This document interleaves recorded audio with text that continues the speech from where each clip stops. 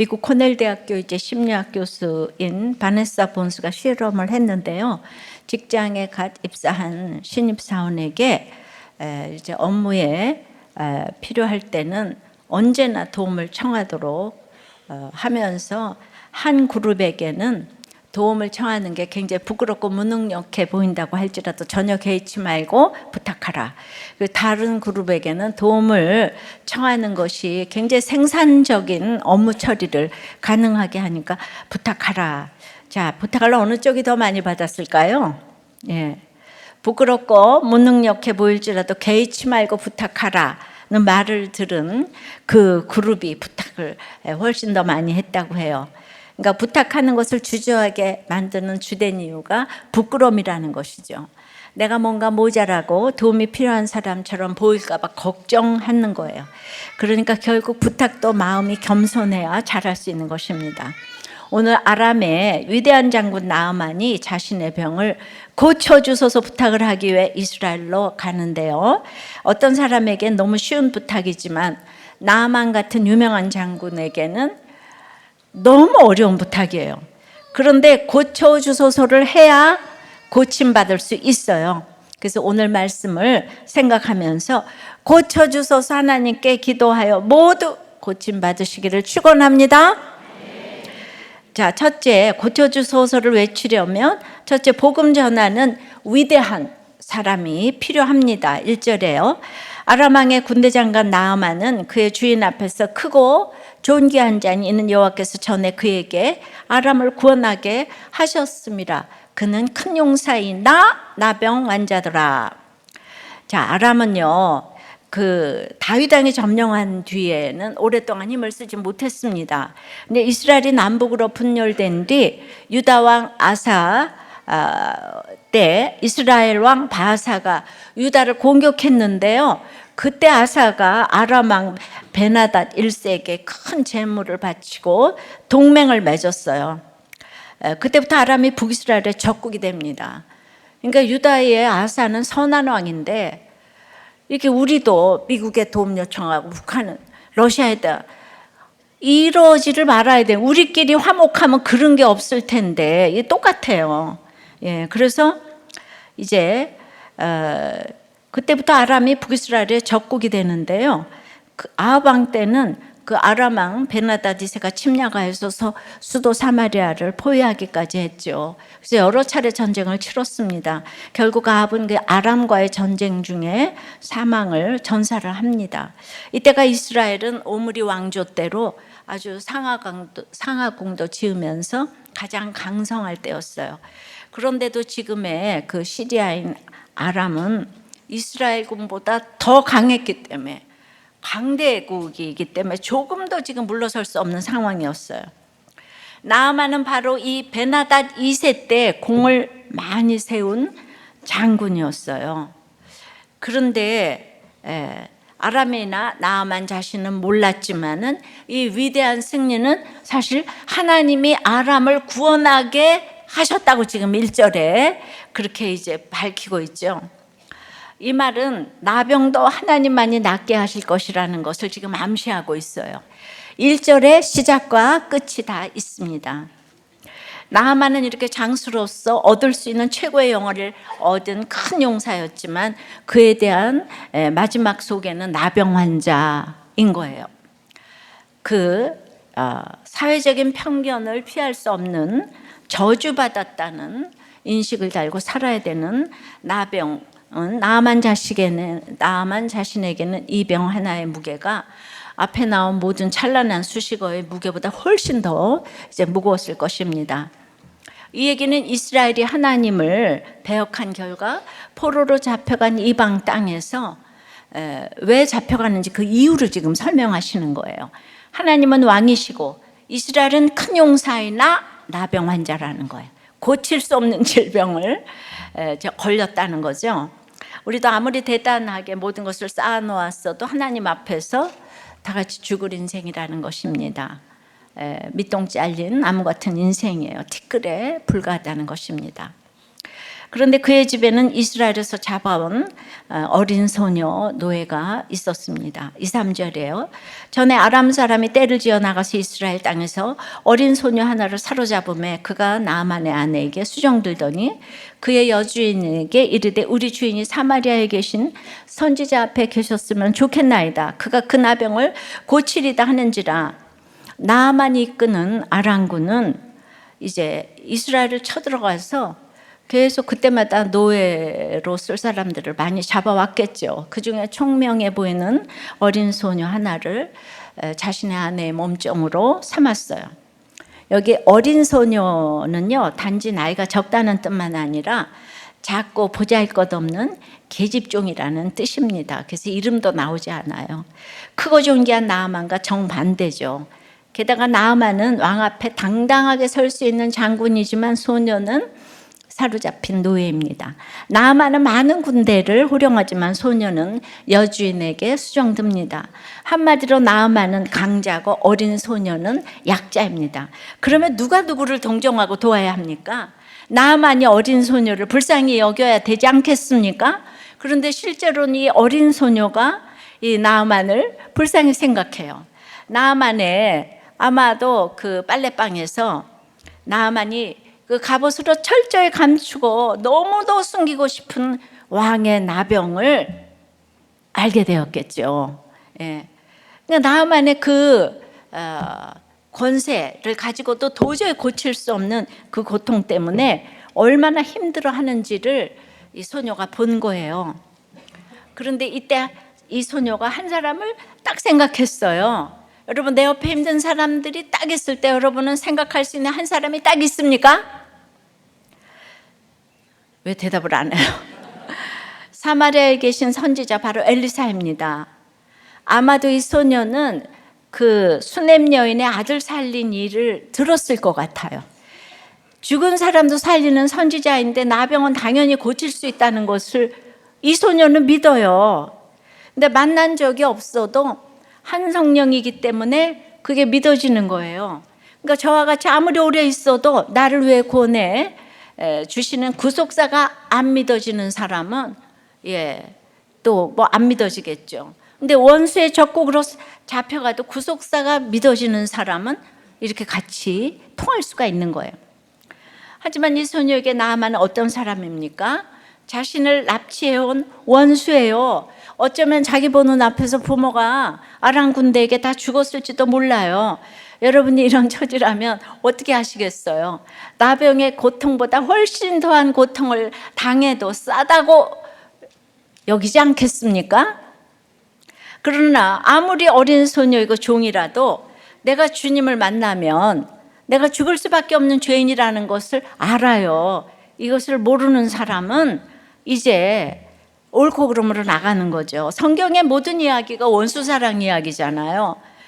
근데 그 원수의 죄보다는 디모데 전서 1장 15절처럼 내가 죄인 중에 괴수임을 알게 되면 내가 가장 극형을 당해야 될 사형수인데 경범죄자를 용서하는 거는 당연한 것인 거예요. 그런데 나의 죄를 이 세상의 윤리적인 죄로만 생각하기에 나는 죄 없고 너는 용서할 수 없어 이렇게 되는 거죠. 늘 이 땅의 옳고 그름으로 복수만이 나의 답이야 이러는 거예요. 이 세상은 용서받은 죄인과 용서받지 못한 죄인만 있을 뿐이라는 거, 이거를 모르는 거예요. 그러니까 내가 예수를 믿게 하려면은 용서하지 못할 사람을 사랑할 때 그곳에 예수가 전파되고 치유가 일어나게 되고, 내가 용서할 때 치유는 나에게 일어나는 거예요. 그 상대방보다는. 근데 주님과의 만남이 없이 이 말을 들으면 맹렬한 분노가 올라오죠. 네가 나를 알아? 다들 네가 나를 알아? 그래서 온 나라가 상대 진영을 죽여라 하는 것이죠. 지금 우리나라의 주적은 북한인데 나라 안에 이 상대 진영이 다 주적으로 보입니다. 물론 북한도 같은 형제 나라예요. 그러나 늘 총구를 겨누니까 그들을 사랑하기 위해서 깨어 있어야 하는데요. 우리가 북한을 사랑하니까 북한에다 총을 쏘면 안 된다. 이건 또 아니잖아요. 그러니까 이제 아주 분별이 너무너무 힘든 거예요. 예. 본문으로 돌아가서 이유가 무엇이든 중요한 것은 몸종으로 사로잡힌 소녀가 이 위대한 장군을 불쌍히 여겼다는 거예요. 그래서 그 장군의 살 길을 알려줍니다. 겉은 화려하지만 속은 나병으로 지옥을 살던 나아만 부부에게 참으로 기쁜 소식, 복음을 전해준 것입니다. 누가 진정 위대한 사람입니까? 감추고 싶어도 감출 수 없는 나병 때문에 괴로운 큰 용사 나아만보다 위대한 사람은 원수조차 긍휼히 여겨 살 길을 알려주는 이 작고 보잘것없는 무명의 계집 여종 소녀입니다. 이 소녀의 존재나 상황이 위대하기 때문에 위대한 것이 아니죠. 복음에 대한 믿음, 그리고 그 복음을 전하면 산다는 믿음, 심지어 원수에게조차 차별 없이 복음을 알려주는 그 믿음이 위대한 것입니다. 다시 말해, 복음이 위대하기에 그 복음을 전하는 소녀가 진짜 위대한 사람입니다. 네, 적용해 보세요. 여러분은 위대한 사람입니까? 크고 용사이나 감추고 싶은 나병은 무엇입니까? 나는 사형수라고 생각합니까? 경범죄라고 생각합니까? 이런 말조차 들으면 맹렬한 분노가 올라옵니까? 웬 죄타령? 여러분은 내 처지가 초라해도 힘든 내 옆에 사람에게 우리들 교회를 자신 있게 소개할 수 있겠습니까? 뭐 복음까지 갈 거 없어요. 구체적으로 교회 오래 소리 한 번을 못 하는데, 그걸 한번 생각해 보세요. 우리들 교회를 이렇게 자신 있게 소개할 수 있겠는가?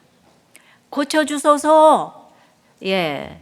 정말 그 위대하게 복음을 전하는 사람이 있어야 되고, 둘째는 나병 같은 고난이 축복임을 알아야 합니다. 4절에요.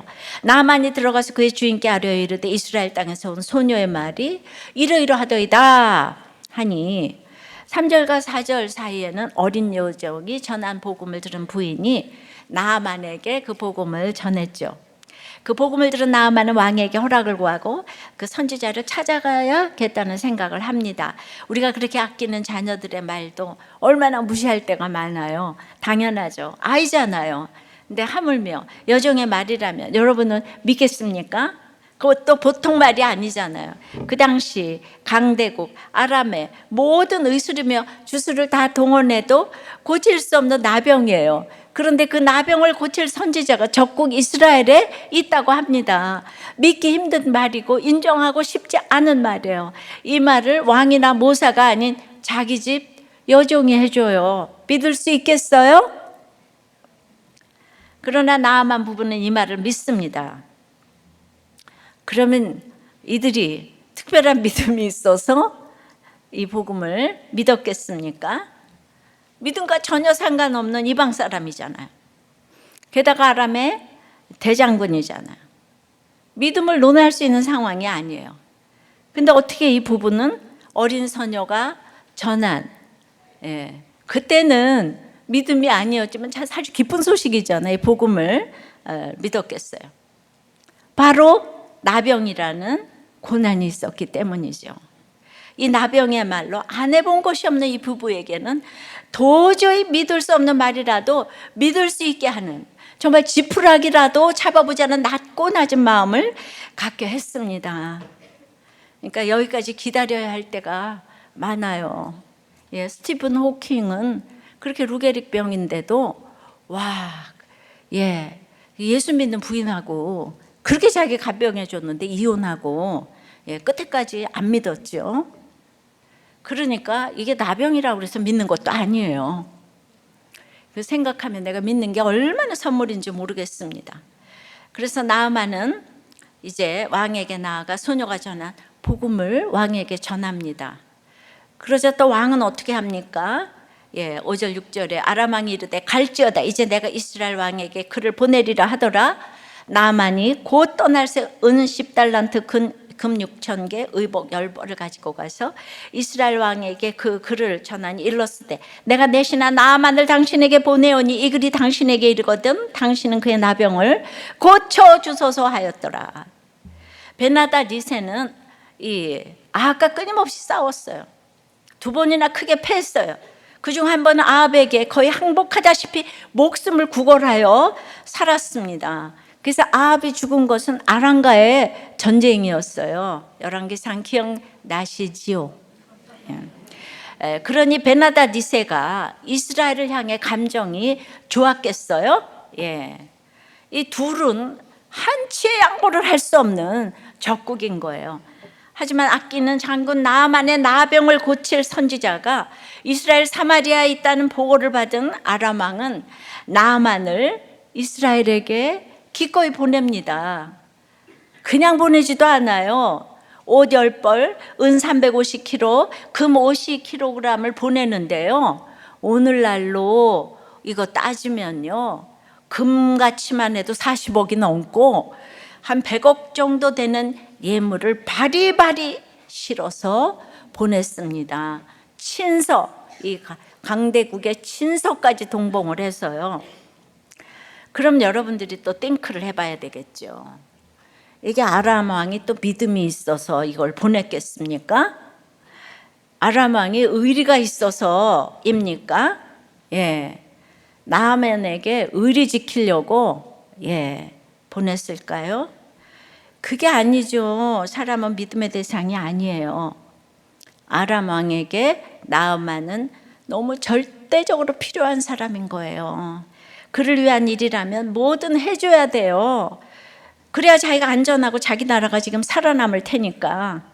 아람 왕이 비록 왕이지만 나아만에게 의존할 수밖에 없는 약점이 있었다는 얘기예요. 그게 없었다면 아람 왕이 뭐하러 가기도 싫은 이스라엘 왕에게 그런 엄청난 선물을 보내면서 부탁을 하겠어요. 네. 그러니까 우리의 모든 관계는 이해타산을 따라 움직이는 거예요. 그렇게 나한테 잘해준다, 이런 소리 좀 하지 마시고요. 갑자기 굉장한 예물을 보낸다 그러면 공짜는 없어요.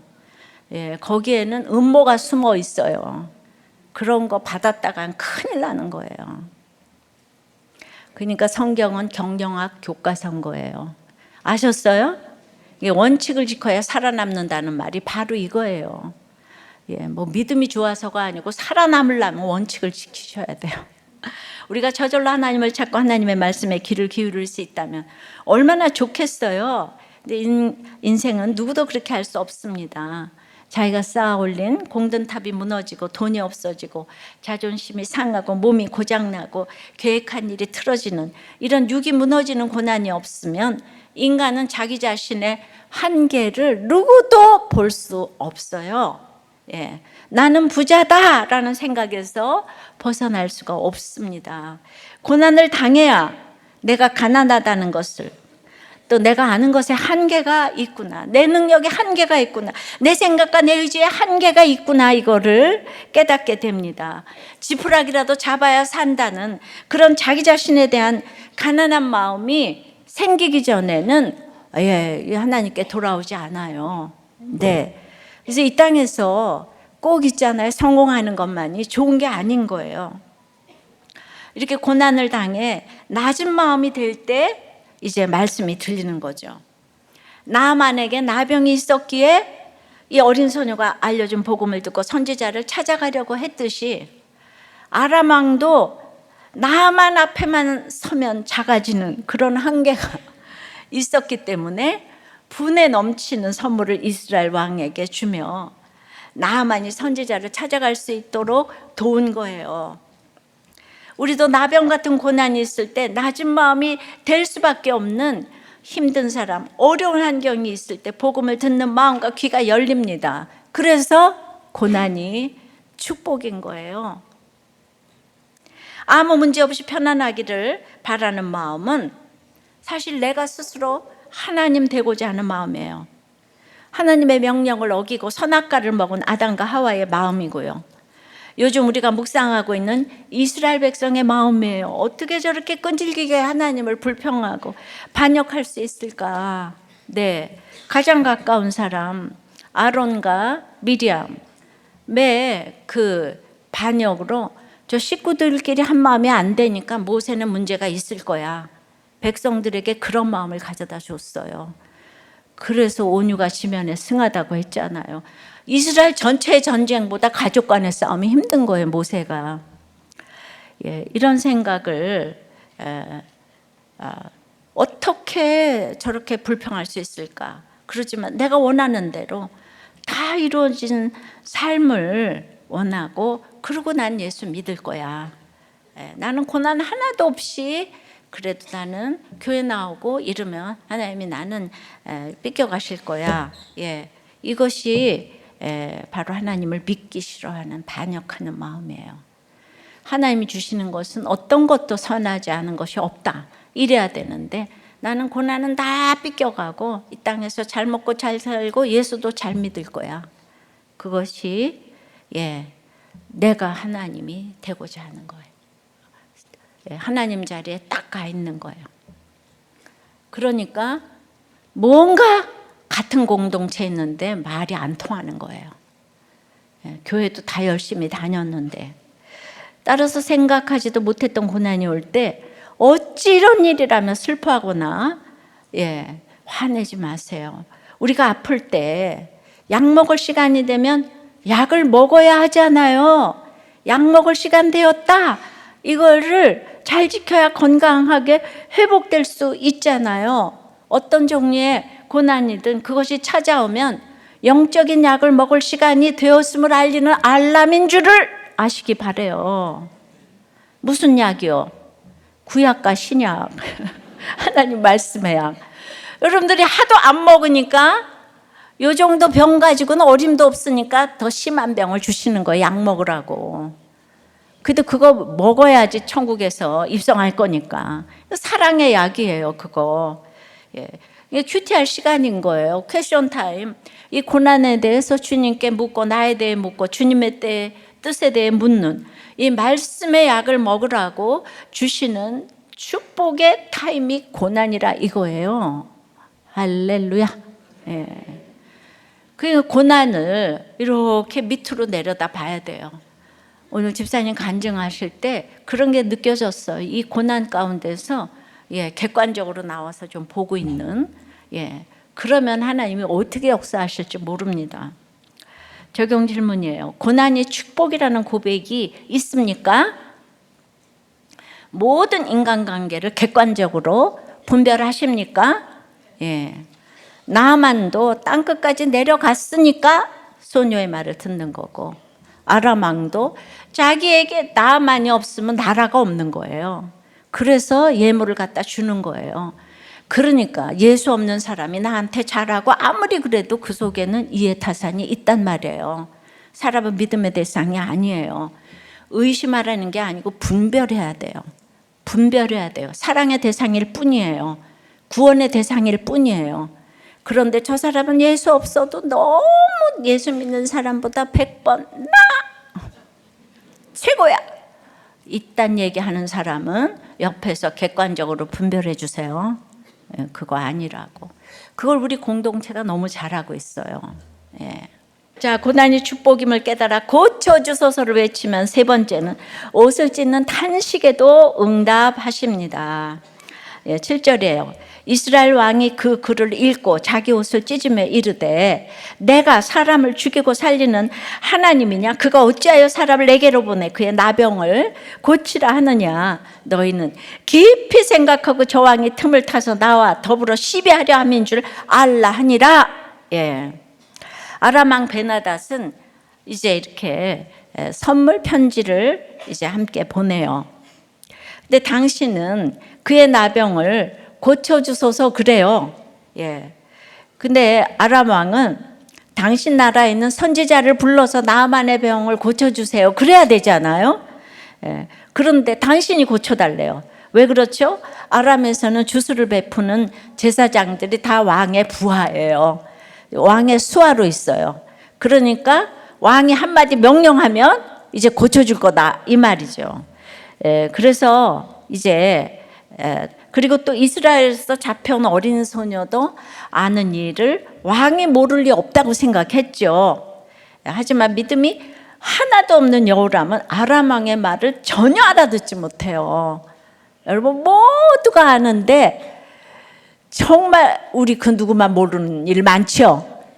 예, 엘리사 선지자를 생각도 못해요.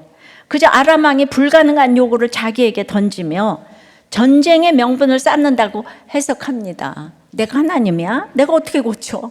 이거 완전히 시비 거는 거잖아. 나보고 어찌라는 건데 이러면서 이제 외치면서 옷을 이제 찢는 거예요. 여러분, 이런 사람이 한 나라의 위정자예요. 대통령이고, 예. 맨날 이렇게 화를 내고 옷을 찢어요, 이 사람은. 옷을 찢는 것은 한계 상황에 이르렀을 때 그 절망과 슬픔과 분노를 표현하잖아요. 예. 말로 다 할 수 없는 마음속 격동을 드러내는 행위예요. 우리가 너무 기가 막히는 상황을 만나면 어찌할 바를 몰라 소리 지르고 벌쩍 뛰고 머리카락을 잡아뜯고 혼자 난리를 부리잖아요. 근데 이스라엘 왕이 지금 딱 그런 상황이에요. 하나님이 선지자와 사건을 통해 그렇게 지금 말씀하셨어요. 엘리야부터 850명의 바알 선지자를 물리친 사건서부터 개천에 땅 파서 비 오게 한 것서부터 기름, 과부, 수냄 뭐 들었는데 여호람은 꿈쩍도 하지 않아요. 이제 하나님 좀 찾을 때가 되었잖아요. 예. 근데 끝까지 자기 감정에 사로잡혀서 기뻤다 슬펐다 옷을 새로 해입었다 찢었다 이거 반복하고 있어. 근데도 우리는 그냥 뭐 우리의 최고다 지도자다 하면 거기 뭐 선한 게 있다고 그렇게 열광을 하잖아요. 그죠? 그의 눈에는 엘리사가 보이지 않아요. 그의 귀에는 엘리사에 대한 소문도 들리지 않아요. 여호람은 한다는 일이 깊이 생각해서 아람 왕이 전쟁 일으키러 왔다고 쫙 얘기하는 거예요. 예. 깊이 생각해서 오버센스를 해요. 여호람은.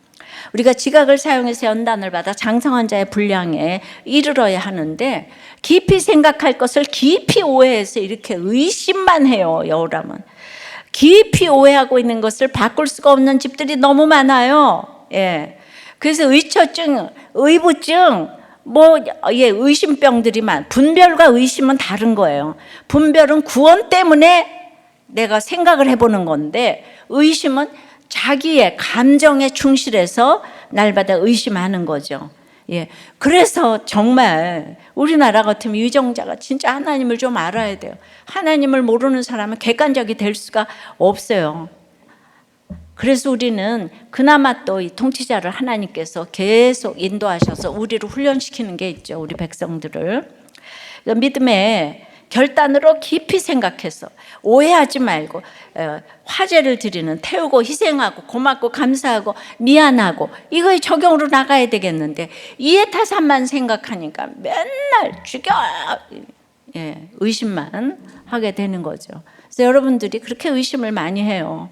우리도 교회 온 분들 중에서 저를 의심하고 온 분들이 한두 분이 아니잖아요. 그죠? 맨날 이단이가 어쩌고 오늘도 그래 아주 그냥 자장가처럼 불러대네요. 예. 근데 이제 이분도 딱 1년 됐는데 어떻게 흉년 때 제자들은 집에 가가지고 식구들을 먹여야지 그렇게 엘리사하고 모여가지고 뭔 양육을 받겠다고 그러나. 그래서 목장에서 목장 식구들의 나눔이 이제 이사 문제 갈등, 부부 갈등, 자녀 얘기를 나누는데 공감이 안 된다는 거예요. 근데 내가 이딴 얘기 여기서 왜 내가 가정을 가서 지켜야지 여기 목장에서 왜 쓸데없는 얘기 이런 거 듣고 있는가. 그렇게 해서 고민한 기간이 한두 달 있었다고 그래요. 그런데도 이렇게 듣다 보니까 어머님이 전화할 때 한 3시간씩 말씀하시는데 그거 이제 혈기 안 부리고 듣는다는 거예요. 이게 어디예요, 이게. 그러니까 우리는 sit-down 하는 훈련을 목장에서 하다 보면 이 땅에서 감당 못할 일이 없다니까요. 아셨어요? 이 말씀에 대해 객관적 보편적인 해석들이 있는데 목사님은 구속사적으로 해석을 하다 보니까 제가 느끼기에 가끔은 억지스럽다 생각이 들 때가 있다는 거예요. 이분도 이단으로 빠지지 않으려면 검증기간이 필요한데 그런데 잔잔하게 끌어와서 말씀하시는 거를 보면 이렇게 보면서 과장되지 않고 그 열매 맺는 기간이 있었다는 생각이 든다고 그래요. 예, 판교에 가보니 이 가난한 성도들과 10년 만에 빚 없이 교회 건축을 했다고 하고, 그러면은 문서선교 방송선교로 목사님의 검증된 건 뭔가, 이걸 또 생각하셨대요. 여러분 참 바쁘세요. 예. 제가 생각하기에는 목사님은 물질 유혹은 없을 것 같고, 고난도 소소한 시집살이. 예, 예. 근데 그 시집살이 고난을 이렇게 막 드러내지 않는데 전 세계 고난받은 영혼이 살아나는 역사가 있다는 거를 보면은 바로 그런 분들이 검증 기간이 아닌가. 그래서 인증을 받는다 생각이 들었대요. 그래서 나도 검증이 되어야 한다고 생각이 들었는데, 우리 부부가 검증될 수 있는 것은 인생 과정에서 참아내고, 또 부부로서 사는 부분, 결혼식 등 보편적인 틀에서 인정되는 과정도 필요하겠다 생각이 들었대요. 굉장히 좋은 걸 깨달으셨어요. 평범한 결혼식, 장례식 이런 데서 본이 되시기 바래요. 이분이 그걸 깨달으셨네요. 그리고 제 고난을 소소한 시집살이라고 하시네요. 예, 맞아요. 그래요. 요즘 검증이 돼서 이제 가는 곳마다 열매가 있네요. 예. 아주 분석을 잘 하셨어요. 이렇게 목장에 오시니까. 그러니까 제가 보기에는 이 이스라엘 왕보다 훨 나으세요. 안 그래요, 지금? 이스라엘 왕 맨날 하는 일이 옷 찢고 탄식하고 죽어! 이러는데. 그러니까 이 대통령이 우리의 길을 인도하는 게 아니고 하나님이 인도하시는 거잖아요. 그분이 결정을 잘할 수 있도록 우리가 기도를 해야 되잖아요. 적어도 이렇게 말씀이 좀 들리는 분, 이런 분이 되면 좋겠어요. 근데 하나님은 이 믿음 없는 여호람의 탄식조차 들어응답하시네요. 8절에요. 하나님의 사람 엘리사가 이스라엘 왕이 자기의 옷을 찢었다함을 듣고 왕에게 보내 이르되, 왕이 어찌하여 옷을 찢었나이까? 그 사람을 내게로 오게 하소서. 그가 이스라엘 중에 선지자가 있는 줄을 알리이다 하니라. 그러니까 적국의 장관이 왜 하나님을 알아야 합니까? 수없이 이스라엘 사람을 잡아가는 아람이 하나님을 왜 알아야 돼요? 그런데 엘리사는 주변 국가가 지금 다 알아야 되기 때문에 하나님이 없는 영혼은 모두 다 선교지입니다. 예, 꼭 어디 아울리치 가야 되는 게 아니에요. 불지평을 고치는 하나님을 그들에게 보여야 되는 거예요. 근데 이스라엘 왕이 사명은 하나도 없고 탄식만 하고 있으니까 네가 무시하는 그 적국의 나만이라도 믿게 해서 거꾸로 하나님을 좀 알리시고자 하는 뜻이 있는 거예요. 그래서 여종을 아람에게 보내고 나만 집에 보내서 거기서 전해서 지금 거꾸로 역수입이 됐죠. 너무 말을 안 들으면 그래요. 그러니까 이제 가만히 있으면 될 거를 엘리사가 이렇게 때마다 왕을 야단치며 가는 길이 이게 얼마나 좁은 길이냐 이 말입니다. 그래도 결국에는 엘리사를 불러가니까 그래도 이게 믿음의 나라 맞아요. 결국에는 끝에 가서는 엘리사를 또 불러요. 내 옆에 나아만이 곳곳에 있어요. 다들 영적으로 죽은 나병 환자이고 밑동 잘린 나무처럼 다 죽을 인생인 거예요.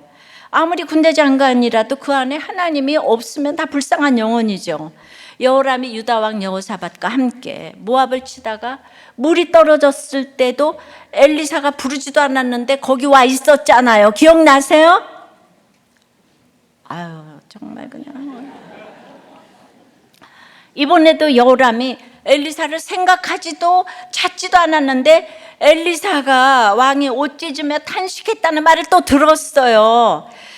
그러면 이제 엘리사가 왕에게 뭐를 좀 구해볼까? 그래서 관심 있는 게 아니고 왕이 나라 전체에 절대적인 영향을 미치니까 항상 왕에 대해서 관심이 있는 거예요. 우리가 한 사람 위정자 세워주시길 기도하잖아요. 여러분들이 신앙생활 잘하라고 늘 제가 나라에 대한 관심이 있잖아요. 그게 내가 나라에서 뭐 한 자리 차지해 볼까? 그게 그래서 관심 있나요? 여러분들 병이 나으라고 가족이 합쳐지라고 이 나라를 위해서 기도하는 거예요. 그러면 이제 위정자가 너무 중요하죠. 왕한 사람도 이렇게 하나님께로 돌아오면 나라 전체가 돌아올 수 있으니까 엘리사가 끊임없이 왕에게 관심을 가지면서 그에 대해서 파악을 하고 있어요. 그런데 이렇게 보면 뭐 사역자고 다 나라에 대해서 아무것도 몰라. 지금 뭐 대법원장이 누군지도 모르고 아무것도 몰라. 그러면서 사역을 하겠다 그러면 안 되는 거예요. 예, 나라에 대해서 알아야지 위에서 기도도 하고 그러는 거잖아요. 그죠? 아우, 나는 관심 없어. 난 정치 관심 없어. 하나님 말씀만 보면 돼. 그럼 굉장히 거룩해 보입니까? 예? 진짜 우리는 그 경건한 사람들이 매력이 없잖아요. 그죠? 경건한 사람 말고 경건주의. 예. 그래서 지금 보니까 엘리사는 그때마다 옆에 있는 거예요. 왕 옆에. 왕을 도우려고 준비가 딱 돼 있어요. 우리가 나라를 위해, 지도자를 위해 기도하는 마음 이래야 돼요. 모든 목적이 구원이기 때문입니다. 상황을 들은 엘리사는 왕에게 사람을 보내 나만을 자기에게 보내라고 해요. 예, 그러면서 뭐라 그러죠? 그가 이스라엘 중에 선지자가 있는 줄을 알리이다. 나병을 고칠 선지자가 이스라엘에 있다는 소식을 듣고 왔지만 이제 자기를 만나면 그게 진짜 소식인 줄을 알게 될 거다 약속을 이제 하는 거예요. 여호람에겐 이 말씀이 무슨 뜻입니까? 하나님께 기도하면 되지 옷을 왜 찢어요? 나만의 나병 고치는 일은 당신의 일이 아니에요. 이건 하나님 선지자의 일이고 하나님의 일이에요. 당신이 책임질 일이 아니라 하나님께서 책임지실 일이에요. 당신이 어떻게 나병을 고쳐요? 손 떼고 내게 맡겨라. 엘리사가 이러는 거예요. 그러니까 할 수 없는 일 혼자 짊어지고 있어야 옷 찢는 일밖에 할 게 더 있겠어요, 여러분? 내가 생각해도 그 비싼 옷은 왜 찢었지? 이 생각이 막 드네. 그때 옷 한 벌이 엄청 비싸다 그러더라고요. 할 수 없다는 거 인정하고 하나님의 사람을 찾아라. 하나님을 찾아라. 하나님께 맡겨라. 말씀을 들어라. 이런 말씀인 거예요. 믿음 없는 여호람이 옷을 찢는 탄식도, 그런데 하나님은 귀 기울여 들으시며 응답하세요. 구원을 약속하시는 말씀으로 응답하세요. 여호람이 이뻐서 그럽니까? 그렇지 않아요. 여호람을 이뻐하실 이유가 어디 있어요? 벌써 심판으로 죽게 해도 그만인 악한 왕인데 말이죠. 그럼에도 불구하고 하나님께서 여호람의 탄식에도 응답하시는 이유는 그가 이스라엘 공동체 안에 있기 때문이에요. 구속사의 계보를 부정하고 떠난 북이스라엘이지만 그래도 아브라함의 후손이잖아요. 그래도 약속의 땅 가나안에 살고 있잖아요. 그래도 하나님의 백성이잖아요. 바로 이 이유 하나 때문에 여호람의 향방 없는 탄식조차 들으시고 말씀으로 응답하십니다. 마찬가지로 교회를 나오잖아요. 목장을 나오잖아요. 그거면 최고예요. 그냥 무조건 참고 인내하고 다 받아주셔야 되는 거예요. 아셨어요? 나오는 게 어디예요? 떠나지 않는 게 어디예요? 그러니까 나오기만 하세요. 나오지도 않으면 그건 어떡하지? 기다려야 되는 거죠. 그래야 가정도 안 깨고 회사도 나가는 거예요. 모두 공동체 안에 꼭 붙어서 작은 신음에도 응답 받는 은혜를 누리시길 바랍니다. 적용 질문이에요. 내 힘으로 하려다가 옷을 찢으며 절망하고 있는 일은 무엇입니까?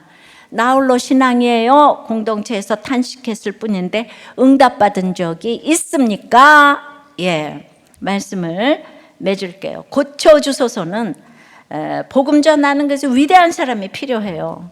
나병 같은 고난이 축복임을 알아야 합니다. 예, 내가 너무 형편없이 옷을 찢는 탄식에도 하나님은 붙어 있었다고 응답하십니다. 이런 여호람 같은 사람의 탄식을 응답하시네요. 우리가 끝까지 그렇게 참아야 돼요. 어린 소녀처럼 불쌍히 여겨야 됩니다. 하나님 아버지, 이스라엘을 고치시려고 나아만을 택하셨습니다. 나아만은 큰 용사인 것은 참 나아만처럼 그 큰 용사인 것은 좋아하지만 갑옷 속에 숨겨져 있는 그 나병을 얼마나 감추고 싶은지 지금 밑동 잘린 나무처럼 이제 째깍째깍 달려오는데도 너무 부끄러워서 내놓을 수가 없습니다. 주여 불쌍히 여겨 주시옵소서. 어린 소녀가 생명을 내놓고 나아만을 구원하고자 정말 그 얘기를 하면, 그래서 못 고쳐지면 자기가 죽음 아니겠습니까? 그만큼 생명을 내놓고 달려왔지만 정말 날이 갈수록 이렇게 두려움이 있는 것을 고백합니다. 그렇게 담대하게 전하지 못하는 이런 두려움이 있습니다. 주여, 이 두려움의 병을 고쳐 주시옵소서. 참으로 이 여호람처럼 깊이 생각하여서 의심을 하는 아버지 하나님, 그 일들이 집집마다 많이 있습니다. 주님, 분별을 해야 되는 것이지 그렇게 깊이 생각하여서 상대방을 그렇게 오해하는 이런 오해의 병들이 다 물러가게 도와주시옵소서. 집집마다 우리가 구원 때문에 분별해야 되지, 나의 이해타산 때문에 의심하는 이 병이 물러가게 도와주시옵소서.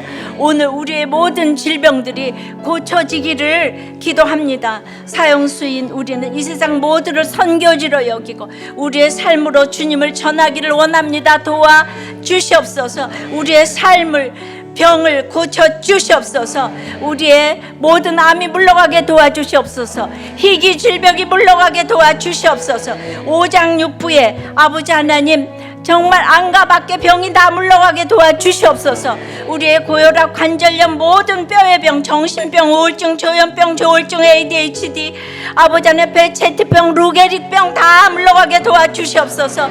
우리의 거짓말과 시기, 질투, 사기, 경쟁심, 공명심, 무기력, 주님 다 고쳐 주시옵소서. 고쳐 주소서. 고쳐 주소서. 피 묻은 주님의 손을 이 아픈 부위에 지금 다 손을 얹게 싸우니 아버지 하나님, 머리부터 아버지 하나님, 우리 얼굴부터 이 모든 아픈 부분을 안수하여 주시고 고쳐 주시옵소서. 모든 사탄, 마귀, 악한 세력이 있다면 나사렛 예수의 이름으로 물러갈지어다. 살려주시옵소서. 도와주시옵소서. 예수님 이름으로 기도합나이다.